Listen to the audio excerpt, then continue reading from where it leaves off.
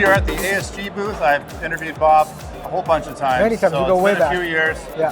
Back at the show. Good to see you again. Yeah, good to see you again. You look like identical, like you haven't aged a day. All right, I know, not the same for me, but anyways. So Bob's going to go over some of the new products. I'm not even sure about many of them. It's been a while for me, so he's going to go over some new products, some Airsoft, some BB, a whole bunch of different things, right? Yeah, absolutely. So this is kind of the new flagship of our pistol line. This is a CZ-P10C. People have asked for it for a long time, and we actually just released it in December of last year. So what you see here is this is the Pro-Line Airsoft version that has the metal slide, and it comes with an optics plate and also iron sight, so you can use one or the other. It comes in a tan and a black color, and also two interchangeable backstrap sizes in the box. So CO2 powered. So it's our newest, nicest full blowback airsoft pistol, and these are available on the market. Just CO2 or is this a gas version? Just CO2. We're gonna do a gas version later this year. That's gonna be a sport line version with a polymer slide and no threaded barrel and no optics plate. A little bit lighter. It'll be a little bit less expensive, but also with the two colors. Okay. And then we're also gonna be doing an air gun version as well, 4.5 millimeter or 177 caliber steel BB. Both we'll have more info and pricing for both of those as we get a little closer to launch. All right. So what else we got? All right. So moving on, we have this. We actually showed last year, and we were released in I want to say May or so of last year. This is the Steyr L9A2. This is Steyr's kind of duty tactical striker fired pistol. It's a full blowback CO2 or green gas pistol. It's got this really unique, design. Comes with a interchangeable side plates as well as a back strap. So for thickness as well. Exactly, thickness. So it'll fit pretty much any hand size. Takes CO2 or green gas, and this is already available on the market. I believe we're going to be releasing a threaded barrel for it aftermarket separately that people will be able to run optics on. Yeah. I know you're probably not going to talk about this one, but this one's really neat. Is there any information? This is probably not going to be in Canada, right? Yeah, this is unfortunately not Canada legal, but this is the USW. We actually announced this in 2020. It's really neat. And we released this, I think it was like late 2020-ish. It's called a universal service weapon. Basically, it's a pistol with a stock, and then the non-reciprocating red dot plate. So that way you can, run it with a little bit more accuracy. Oh, neat. And what's cool is this will actually take the same magazines as our Shadow series, our CZ metal frame pistol series, and we actually do make a 50-round extended mag for it too. Okay, well maybe one. Maybe 1 year we'll see if they get the FPS up enough for Canada. Or Canada revises the the laws finally. Oh, probably not.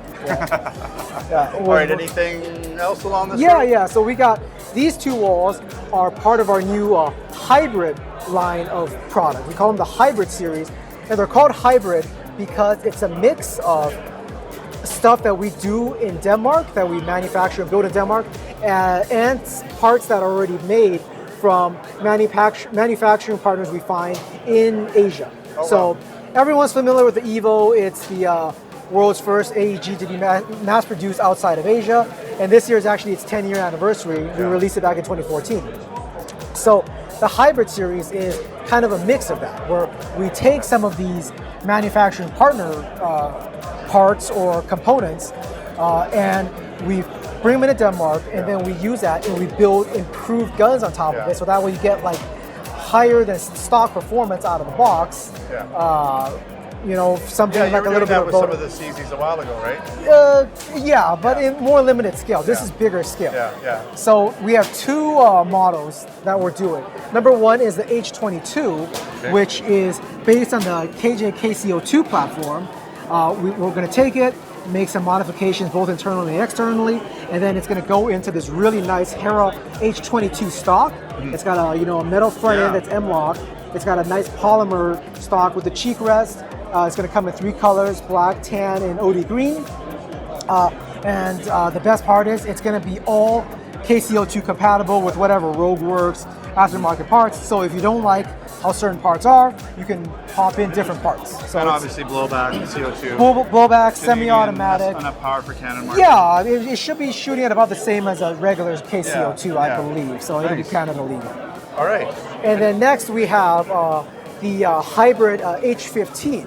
And kind of the bottom line of this is an AR-15 that is Evo level performance. Everyone loves the Evo for how well it performs, how consistently it shoots, but everyone says, okay, well, the parts are kind of difficult to upgrade because not all of them are standard spec, and it has the Evo specific magazine.